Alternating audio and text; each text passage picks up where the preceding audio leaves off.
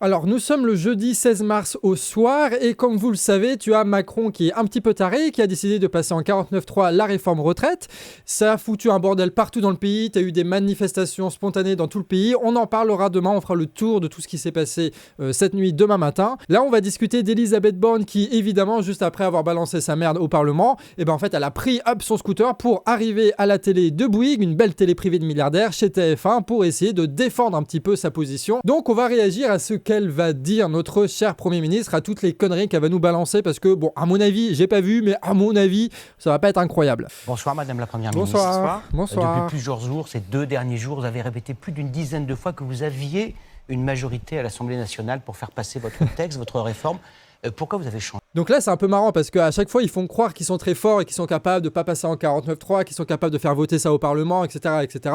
Et à chaque fois, en vérité, ils ne sont pas si forts que ça. Mais bon, ils simulent la puissance pour essayer de nous démobiliser, etc., etc. Alors qu'en réalité, eh ben, même les gens des Républicains ne voulaient pas voter leur merde, quoi. Donc ça, c'est leçon à retenir. Quand l'ennemi fait croire qu'il est très fort, c'est peut-être qu'il est très faible. Donc en accord avec le président de la République, j'ai engagé ma responsabilité, celle de mon gouvernement, non pas sur le texte initial qui avait été présenté par le gouvernement, mais sur le compromis qui a été trouvé hier entre les sénateurs et les députés. Remarquons une chose, c'est que premièrement, le compromis a été fait dans la procédure du 47.1, c'est-à-dire procédure accélérée. Les députés, ils ont eu qu'une dizaine de jours pour essayer de débattre de cette loi-là, et les sénateurs, c'était quelques jours aussi. Donc déjà, de base, le parcours législatif parlementaire du compromis, c'est du bidon, d'accord ? De base, ils avaient déjà fait une entrave à ce qu'ils appellent la démocratie parlementaire et qu'ils adorent, tu vois. Et quand elle dit engager sa responsabilité, en fait, c'est parce que c'est 49.3, et du coup, en fait, on peut pas voter le texte, mais par contre, on peut juste voter une motion de censure qui provoquerait la démission du gouvernement. Donc déjà, on sait très bien que Elisabeth Borne n'est qu'un pion dans le système, qu'elle ne représente absolument rien, d'accord ? Donc elle peut dégager, c'est un fusible, ça peut sauter, c'est comme El Khomri, c'est comme la loi Avia, tu sais, à l'époque où il y avait eu ça aussi. Bref, c'est juste des gens que tu peux enlever et remplacer.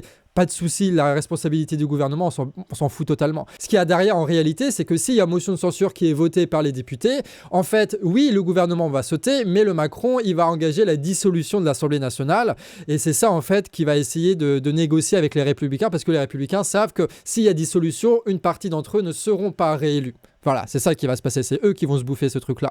Donc en fait, c'est ce rapport de force-là et ce chantage-là permanent entre le pouvoir en place qui menace de dissolution de l'Assemblée nationale et les Républicains qui essayent de négocier et qui menacent de voter la motion de censure. Mais du coup, c'est en rien démocratique, c'est juste un jeu d'appareil entre le pouvoir en place et les Républicains. Ça n'a rien de démocratique. Et vous voyez, je pense que c'est très important. Parce qu'à écouter certains, on a l'impression qu'il n'y a pas eu de débat au Parlement. Il n'y a pas eu de débat, vous avez fait 47.1, il y a eu 10 jours de débat, même pas, tu veux dire, c'est la loi la plus importante qui est votée dans le quinquennat. Évidemment qu'il faut prendre le temps, que ça se torche pas comme ça en 10 jours. Les ministres Et c'était sa décision ou votre décision ? Mais c'est une décision collective. Bah oui, évidemment, et tu lui avais répondu quoi ? C'est ça, en fait, le journaliste là ne fait pas un travail en essayant de chercher la vérité, il crée que les questions qui permettent à la ministre de dérouler son discours. Elle avait besoin de dire que c'était une action collective avec le gouvernement, donc le journaliste lui pose la question, alors qu'on sait très bien ce qu'elle va répondre. C'est juste de la mise en scène, encore une fois. C'est de la mise en scène sur un plateau télé, avec des éclairages, des caméras, du maquillage, etc., etc. Pendant que dehors, à Paris, il y a tout qui crame, quoi. On ne pouvait pas jouer l'avenir d'une réforme essentielle pour préserver notre système de retraite. Ils répètent les mêmes discours alors qu'on sait très bien que c'est faux, que le système de retraite n'a pas de problème de financement et que s'il faut trouver des milliards, on sait les trouver. Il y en a de partout, dans l'évasion fiscale, dans les aides aux entreprises qui ne produisent rien, dans le crédit impôt recherche qu'il faut beaucoup plus contrôler, ou dans le CICE, ou alors dans l'ISF, ou encore dans l'impôt sur le revenu que vous avez indexé à l'inflation qui a fait perdre des milliards et des milliards, ou comme dans une dernière vidéo, le fait qu'il y a une défiscalisation massive de plusieurs milliards par an pour que les riches puissent participer à la retraite par capitalisation pour les banques privées. C'est-à-dire que les milliards sont partout, ils ont qu'à tendre la main pour les prendre, et non, ils vont nous enlever 2 ans. Et ça, ils se maintiennent ce discours-là parce qu'ils n'ont pas le choix, parce que sinon, ils ne peuvent pas dire la vérité. Ils ne peuvent pas dire que c'est pour que le monde de la finance. Sauf que nous, on sait, ça fait 2 mois qu'on discute de ça. On a 40 arguments qui permettent de comprendre que c'est pas un problème de finance, que c'est pas un problème de dette, que c'est juste un problème de ces connards qui veulent nous imposer ça. C'est tout. Mais elle continue de le dire, comme s'il n'y avait pas eu de débat, parce qu'en fait, ils mettent la colère sous le tapis, tu vois. Ils ont un discours, ils le déroulent, même si personne n'y croit, c'est pas grave, parce qu'ils savent très bien qu'ils peuvent passer en 49.3 et que s'il y a des manifestations, ils envoient les flics. Ils espèrent que ça va tenir, ça, mais bon. Vu la colère qu'il y a en ce moment en France, ça risque pas de tenir, voilà. Et encore là, on parle que de la retraite, hein. Parce que le jour où on va parler de l'inflation et on va s'inquiéter véritablement sur l'inflation et s'organiser par rapport à ça, ils vont pas faire les fiers, les cocos, là, hein. Mais pour cette réforme qui va affecter la vie de millions de Français pendant des années, des décennies, vous ne vous êtes pas dit qu'à tout prix, il fallait en passer par le vote à l'Assemblée nationale, quitte à perdre, quitte à prendre ce risque. Et là, c'est intéressant aussi parce que normalement, dans une vie parlementaire, parce qu'ils aiment bien dire la démocratie parlementaire en ce moment, tu vois, alors qu'ils passent en 49.3, bref. Mais dans une vie parlementaire, normalement, tu as des lois qui passent et des lois qui passent pas parce que c'est les députés qui décident. Là, les députés, ils allaient décider, ça ne passe pas. Donc, eux, ils ont voulu imposer. Pourquoi ils ont voulu imposer ? Parce que c'est la décision de petit Macron qui décide de tout. Et c'est pour ça qu'il faut bien comprendre le truc. Pourquoi Elisabeth Borne est débile ? Pourquoi Olivier Véran est débile ? Pourquoi Bruno Le Maire est débile ? Pourquoi ? Parce qu'en fait, ce sont des gens qui n'ont aucune force politique, aucune conscience politique, des personnes qui doivent tout à Emmanuel Macron. Et comme ça, Macron, il a que à leur dire ce qu'ils doivent faire, ils le font parce qu'ils n'ont aucune initiative, parce qu'ils n'ont aucune intelligence, parce qu'ils n'ont aucun esprit politique. En réalité, ils peuvent se dire, par exemple, oui, mais si on fait ça, en fait, on va pas être réélu, machin. Mais de toute façon, s'ils obéissent pas à Macron, ils vont perdre l'étiquette La République En Marche et ils seront jamais réélus. Donc, vaut mieux suivre Macron dans des erreurs plutôt que de rester seul et de pouvoir rien faire du tout. C'est ça qu'ils se disent en réalité. Ils seront d'autant plus incapables de mener une campagne seuls sans l'étiquette La République En Marche s'ils sont débiles, s'ils n'ont aucun instinct politique et s'ils savent pas aligner 3 mots, quoi. Que j'ai présenté avec le gouvernement le 10 janvier. Ensuite, nous avons continué à discuter à l'Assemblée, au Sénat pour trouver des compromis. Oui. Ils se déresponsabilisent totalement. C'est pas eux qui ont pris la décision. On a vu avec les sénateurs, on a vu avec les députés, on a vu avec les syndicats, on a vu avec le président de la République, tu vois. Elles n'assument rien. C'est incroyable. Ces gens-là, ils veulent le pouvoir absolument, mais ils n'en assument jamais la responsabilité. Le texte qui est, je pense, la meilleure proposition qu'on peut faire, en tout cas qui intègre tout ce qu'on a pu nous signaler comme difficultés particulières. Mais ils n'ont pas remarqué que la principale difficulté qu'on leur a signalée pendant des mois et des mois, c'est que vous, les 43 ans de cotisation, c'est pas possible. La retraite à 64 ans, ce n'est pas possible, d'accord ? Donc si vraiment vous voulez faire de la conciliation, il ne fallait tout simplement pas faire cette réforme. D'accord ? C'était ça la vraie conciliation. La conciliation, c'est pas je décide de tout et je change à la marge. C'est véritablement faire en sorte que tout le monde soit d'accord. Or, les députés républicains ne sont pas d'accord, les députés NUP ne sont pas d'accord, les députés RN ne sont pas d'accord, le peuple n'est pas d'accord, les syndicats ne sont pas d'accord. Donc, vous n'avez pas fait de concertation. Sinon, vous ne serez pas obligé de passer en 49.1. Sinon, vous ne serez pas obligé d'envoyer les flics tabasser tout le monde à la place de la Concorde. Sur le fond, sur la méthode, sur la forme, vous avez blâmé les oppositions, c'est normal, c'est la politique, mais est-ce que vous-même, vous ne vous dites pas que vous avez raté quelque chose sur l'explication ? Vous avez raison, Elisabeth Borne, d'aller se faire foutre tous les opposants, de passer à travers les syndicats, de passer à travers les députés, mais est-ce que peut-être vous aurez dû mieux vous expliquer ? C'est ça le journaliste.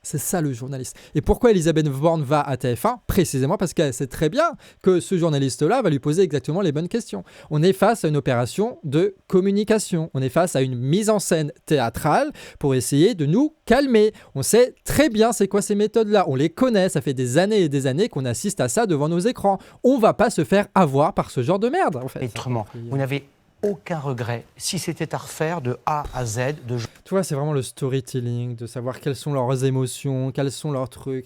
Il va jamais creuser au fond de la réforme, il va jamais poser des questions techniques, il va jamais faire véritablement de dire oui, parce que c'est pas la finance qui est derrière tout ça. Non, il va être vraiment à la surface des choses, sur le côté spectaculaire un petit peu, tu vois. Il faut que la politique ressemble à une télé-réalité, parce que comme ça, on peut donner des émotions à des robots psychopathes comme ça, en leur disant mais oui, peut-être que vous regrettez un petit peu de faire un truc. Non, c'est politique, c'est nos vies qui sont en jeu. C'est pas juste des remords de machin, c'est pas une storytelling de merde, c'est pas une série sur TF1 qu'on regarde la politique. Ça nous concerne dans nos chairs en fait. Tu vas avoir des millions de personnes qui vont crever au boulot à cause de cette connasse qui est en train de faire passer cette réforme-là par le 49.3. C'est ça qui est en train de se passer. C'est pas juste des petites questions de storytelling, de scénario à la con, bordel. C'est pour ça qu'on est dehors. Parce qu'on sait très bien les enjeux, on connaît les enjeux, d'accord? On les vit tous les jours, ces trucs-là, on a tous des proches qui sont dans ces galères-là. Donc c'est pour ça qu'on est dehors, c'est pour ça qu'on ne se calmera pas. Parce que nous, on connaît la vérité et la réalité derrière ces satanées lois. Ça fait des années et des années qu'on se les prend dans les dents. Et on sait très bien que ça va continuer ensuite. Bordel. Furiel, revenons un instant sur ce moment. Votre discours, 15h15, 15h20 cet après-midi, on vous a senti en colère, une sorte de colère à peine retenue. Est-ce qu'on se trompe? J'étais pas en colère. Encore une fois, c'est sur les émotions. Elisabeth Borne, je m'en tape de sa personne, je m'en fous totalement de ce qu'elle pense, de ce qu'elle ressent. Ce qui est important, ce sont ses actes politiques. Considérons-la comme une politique, d'accord? Et jugeons-la sur ce qu'elle fait politiquement. Arrêtez d'essayer d'humaniser des gens qui doivent en réalité nous rendre des comptes politiquement, d'accord? Il ne faut pas qu'ils nous racontent des histoires, il faut qu'ils nous rendent des comptes. C'est ça qu'on leur demande. C'est pour ça qu'il y a une vraie complicité. Regardez le petit sourire narquois là, du journaliste. Il sait très bien le taf de merde qu'il fait. Il sait très bien que c'est un chien de garde. Hein. Je pense que ça ne s'entendait pas forcément dans les micros, mais quand vous avez des hurlements, des chants du côté des députés de la NUPES... Ils ont pris une feuille comme ça avec non à la retraite à 64 ans, un truc comme ça, ils ont chanté la Marseillaise. Ce qui était, je trouve, un move assez cool. C'est-à-dire qu'elle, elle est rentrée, eux, ils ont gueulé la Marseillaise pour qu'elle, elle ouvre pas son clapet. Donc quand elle dit des chants, des trucs comme ça, bah ouais, c'est notre hymne national. Désolé. Eh bah oui, on n'oublie pas quand même. Hein. Des députés du Rassemblement national qui tapent sur leur pupitre. Mon Dieu, ils tapent sur les pupitres. Mon Dieu, elle va nous faire crever jusqu'à 64 ans. Il faudrait s'indigner parce qu'elle était choquée que des mecs du RN tapent sur leur pupitre.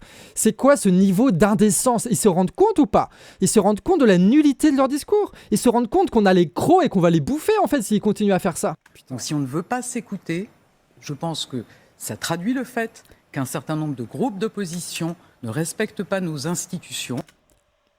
Vous vous rendez compte de ce qu'elle dit là? Vous vous rendez compte? Elle se met derrière les institutions qu'elle bafoue en permanence. Elle dit, c'est elle la défenseuse du Parlement. Putain, mais heureusement que tu as des gens au Parlement qui font en sorte que les 93% d'actifs qui sont contre cette réforme-là puissent avoir une voix dans ces institutions-là. Heureusement qu'ils sont là, les députés, pour faire le taf en fait d'opposition là.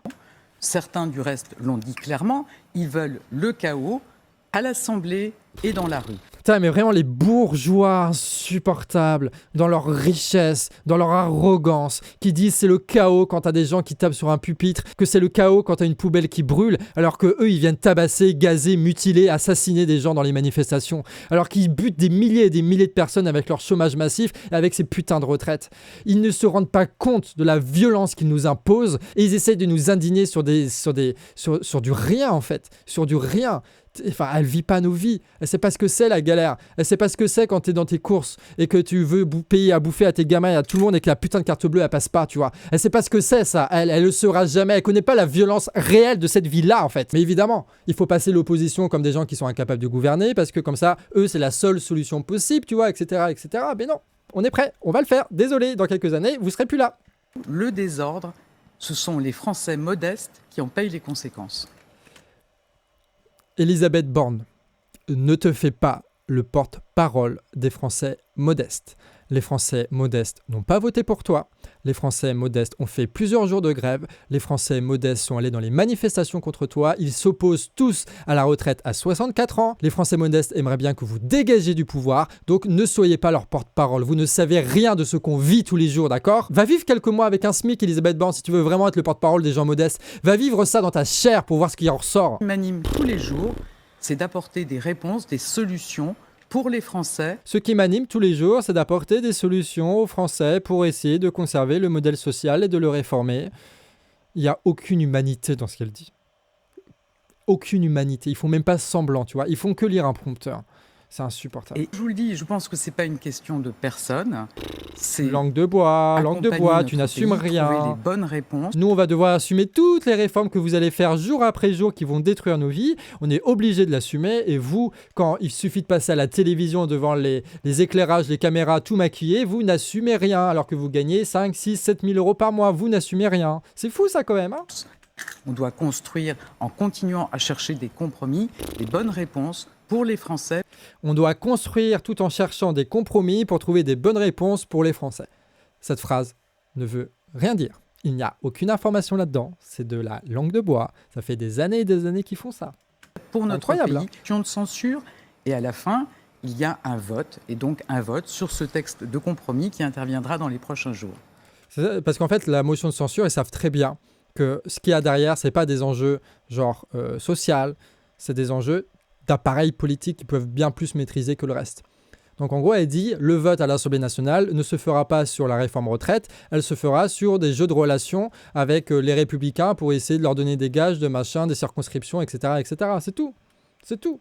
Vous savez, moi je note que nous avons beaucoup bougé. Nous avons bougé dans la concertation avec les organisations syndicales et patronales à la fin de l'année dernière. Nous avons bougé dans la discussion avec les parlementaires. On a un texte qui a été voté par le Sénat, un texte qui a fait l'objet d'un compromis entre les députés et les sénateurs. Et vraiment, l'enjeu, c'est quoi cette interview ? C'est d'assurer. C'est quoi ça ? Il y a des milliers de manifestants à Paris, là, qui occupent les espaces et qui se font dégager par les flics. D'accord ? Il y a toute la population qui est contre cette réforme-là. Et il faut une interview où ils répètent en boucle les mêmes choses qui sont débiles. Elles répètent en boucle la concertation qui n'a jamais eu lieu parce qu'elle passe en 49.3. C'est incroyable d'en arriver là, quand même. Quand on voit les sommes qu'on a mobilisées pour accompagner les Français dans la crise Covid, quand on voit ce qu'on mobilise pour les accompagner... Mais c'est pas vous qui mobilisez. Enfin, encore une fois, vous n'êtes pas l'État, vous n'êtes pas la société. L'argent que vous mettez sur la table, c'est soit le nôtre, soit c'est garanti par notre travail, parce que vous vous endettez comme des connards au marché financier. Mais c'est nous, derrière, qui devons assumer toutes les conséquences de ces décisions-là. C'est nous qui devons assumer ça, quoi qu'il arrive. C'est pas vous. Toi, Elisabeth Borne, tu vas vivre toute ta vie dans un bel appart à Paris, machin. Tu vas être recasé, je ne sais pas où, à la RATP comme l'autre connard, là. Et tu vas pouvoir garder tes trucs de fausse mamie, là, jusqu'à que tu crèves, en fait. Tu vas jamais assumer les décisions que tu as prises pendant que tu faisais ton fusible, pendant que tu faisais ton chien de garde dans le système, là. Tu vas jamais assumer ça. Donc arrête de faire croire que c'est toi qui as mobilisé, que c'est toi qui as fait des trucs. Non, vous n'êtes pas l'État, vous n'êtes pas la société. Vous êtes juste des connards qui êtes là parce que vous avez corrompu les institutions et des putains de médias de merde payés par des financiers de merde qui vous ont mis au pouvoir. C'est tout. C'est l'unique raison pourquoi vous êtes là, parce que vous êtes des serpillères du système. C'est tout. Aujourd'hui, par exemple, veulent acheter une maison, ils voient que les taux d'intérêt augmentent. C'est pareil pour l'État. Donc laisser croire qu'on peut tout payer par la dette, je le dis, ça n'est pas sérieux. Elle parle des taux directeurs des banques centrales. On a fait une vidéo là-dessus. Incroyable, hein. Donc là, elle compare l'État à un ménage. Voilà. Donc l'endettement de l'État, c'est exactement pareil qu'un ménage qui s'endette dans une banque privée. Donc niveau infantilisation, on en est là, hein. Alors, petite explication de 30 secondes. Un ménage ne choisit pas son salaire, d'accord ? Moi, je ne choisis pas mon salaire. Toi, tu ne choisis pas ton salaire, ok ? Par contre, un État peut choisir ses revenus, d'accord ? Il suffit d'imposer plus et ils ont plus de sous et ils peuvent financer sans passer par la dette. Voilà. Je propose. Mais après, peut-être qu'ils ont besoin de la finance parce que ce sont les seuls rendements qu'il y a, parce qu'ils ont désindustrialisé tout le pays et qu'en fait, il va falloir gouverner réellement le pays et réellement l'économie si on veut reconstruire des usines, avoir une production et ne pas compter que sur la spéculation et les financiers. Mais ça, vous êtes totalement incapable de gouverner un pays en réalité. On s'est attaché aussi à revaloriser les petites pensions. Il y a beaucoup de retraités qui ont des toutes petites pensions. Elles seront augmentées. On se préoccupe aussi d'avoir plus d'équité entre les... Elle n'arrive même pas à parler. Elle n'arrive même pas à parler. On en est là, quoi. Un Premier ministre qui n'arrive plus à parler, qui bégaye sur les plateaux de télé, alors qu'elle essaye de répéter les 3 mêmes arguments qu'elle répète en boucle depuis 15 minutes. Femmes et trouver les meilleures solutions pour notre pays. C'est la concertation. C'est de chercher des compromis, d'écouter les organisations syndicales. Comment tu peux avoir ce discours quand tu fais un 49.3 ? Elle a ce discours-là à 20h, alors qu'à 15h, elle a fait un 49.3 sur une loi que tout le monde rejette, y compris les députés, y compris les syndicats. Et elle tient encore ce discours-là. En fait, ce qu'ils disent n'a absolument plus aucune valeur. N'a absolument plus aucune valeur. D'accord ? C'est simple. C'est simple. À le faire. Parce que Gérald Darmanin avait une visite demain qui a été annulée. Est-ce que c'est une coïncidence ? Mais on continue ou ils sont en train de discuter sur des choses dont on n'a absolument rien à foutre en fait ? Qu'est-ce qu'on s'en branle que Darmanin il a annulé son rendez-vous ? Enfin, je ne sais pas s'ils se rendent compte de la situation. de l'état de crise sociale, économique dans lequel nous sommes, nous la France, le taux d'inflation qui met à terre des milliers de personnes chaque jour, les putains de crises bancaires qui vient des États-Unis qui va tout rafler, la guerre qui est là, l'écologie qui est là, l'augmentation des prix de l'énergie, et puis ces putains de retraites. Enfin, il y a un climat en France d'électricité. Enfin, je veux dire, ça va péter, sérieusement, ça va péter, et eux, ils sont totalement à côté de la plaque. Ils sont totalement à côté de la plaque. Ils nous disent, est-ce que oui ou non, les ministres vont continuer à faire leur opération de com'? On s'en fout. Nous, ce qu'on veut, c'est que tu retires à minima cette loi retraite 64 ans. Voilà, au moins ça, tu vois. Aujourd'hui, ce serait bien si tu faisais ça. D'accord? Donc arrête juste de te foutre de notre gueule. On a vraiment l'impression que c'est la petite royauté qui est là et qui est arrivée au maximum de sa décadence, tu vois. Bon, vas-y, de toute façon, on va pas rester 3 plombs à regarder ça. Donc, il n'y a plus d'enjeu de savoir si oui ou non ils vont concéder. Il n'y a plus d'enjeu à faire des négociations. Ils iront jusqu'au bout. C'est des gens qui sont là juste pour faire le sale boulot. Ils n'assument rien. Ils se foutent de notre gueule en permanence. Ils sont totalement déconnectés de nous.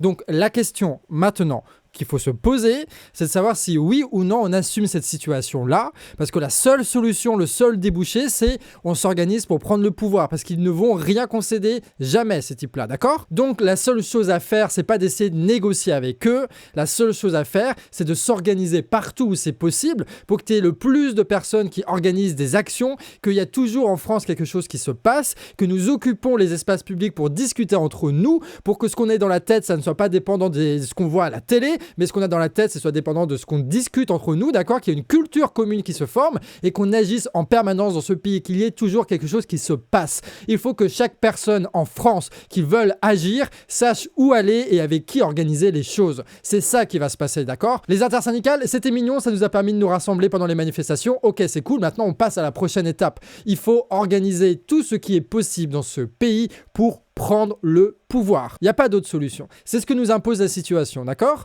Alors peut-être qu'on va pas y arriver dans 2 semaines, c'est sûr d'ailleurs, mais on va faire un pas, encore une fois, et ce sera le pas le plus grand possible. On est allé le 7 mars bloquer tout ce qu'on pouvait faire pour faire le pas le plus grand. Aujourd'hui, il faut faire la même chose, d'accord? Continuer nos actions, étendre un maximum les revendications, étendre un maximum les personnes avec qui on peut travailler, et faisons des actions, unissons-nous par l'action, décidons ensemble de ce qu'on veut faire partout en France en même temps, d'accord? Que ces lieux d'occupation devant les préfectures, dans les places publiques, soient des lieux d'organisation où nous discutons de tout en permanence et où nous décidons de tout en permanence. Nous avons l'expérience des syndiqués, nous avons l'expérience des gilets jaunes, nous avons l'expérience de tout ce qu'on a vécu, de tout ce qu'on a vu, de tout ce qu'on a appris ces dernières années, et il faut apprendre de toutes nos erreurs que nous avons commises toutes ces années-là pour qu'aujourd'hui ce mouvement-là aille jusqu'au bout. Et il le faut parce que la situation nous l'exige, d'accord? Il y a la réforme retraite, il y a l'inflation, il y a les prix sur l'énergie, il y a la guerre, il y a l'écologie, il y a la crise financière qui arrive. Si nous n'agissons pas,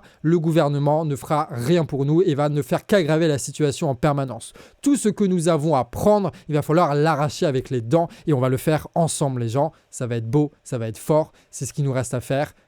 Allons-y. Pour ceux qui habitent dans l'Est, d'ailleurs, petit point, on va faire un petit tour des différentes villes qu'il y a là-bas. Donc, on va aller à Reims, on va aller à Strasbourg, on va aller à Nancy, peut-être dans d'autres villes si on a le temps. Donc, si tu habites dans le coin et que tu sais pas quoi faire comme action, on va te proposer prochainement dans cette chaîne-là des dates et des lieux pour rencontrer des gens qui sont prêts à agir, à bloquer ce pays, à organiser des manifestations, à parler de tout en permanence pour se sortir de cette galère-là et pour faire en sorte qu'ensemble, on reforme un pays politique, on reforme un peuple politique et qu'on prenne ce fichu pouvoir, qu'on puisse régler ces problèmes-là. Donc si tu es dans l'Est, que tu veux agir, que tu ne sais pas à qui parler, eh ben, on va te proposer des dates, des lieux pour que tu puisses organiser avec les gens qui sont prêts à le faire. Du coup, on profite du fait qu'on fait des dizaines de milliers de vues pour essayer de faire rencontrer les gens entre eux, tous ceux qui sont prêts à agir, parce qu'à un moment donné, il faut se mettre à l'action, il faut sortir des écrans, il faut profiter de tout ce qu'on a construit ces dernières années, les mettre sur la table, les concrétiser réellement, produire du réel avec ça, faire rencontrer des gens, produire des actions, les médiatiser en permanence. Bref, amis réfractaires, tout s'accélère dans tous les domaines et il faut être au rendez-vous. Et ça fait des années qu'on attend ça, alors on va pas se défiler. Amis réfractaires, à très vite.